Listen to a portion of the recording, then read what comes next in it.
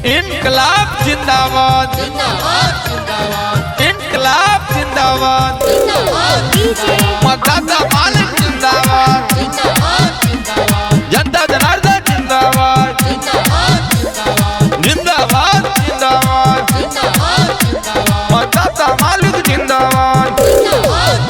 यही बेरे चुनाव में भैया माधव जाद के जीतैया, उनके जिता के बेर जिला पार्षद बनैया। झुकी हो न गिरी हो ककरो आगे अब की भैया। अरे रबिया अरे कटा गल हिड़े अक्की के चक्का का। अरे हमार सुन न रे बउओ, बटन दबे वही बटन दबे वही बटन दबे वही बटन दबे वही। माधव जा घाट के अइबे जीते वही, माधव जा घाट के अइबे जीते वही। अक्का कहा एगो का बुझला कान।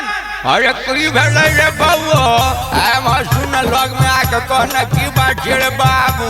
अक्का कहा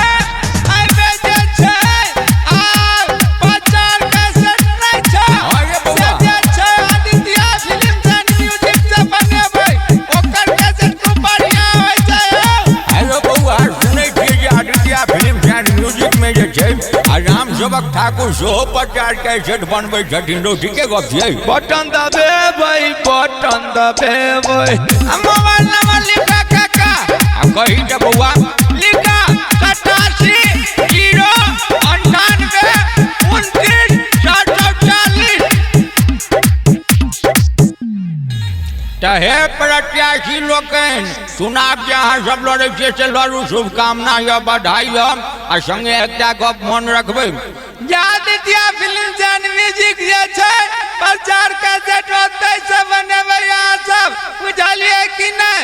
हाँ ठीके कहलक हमर बउआ, अहाँ सब आदित्य फिल्म एंड म्यूजिक से प्रचार कैसेट बनेबै, बुझलिए कि नहीं?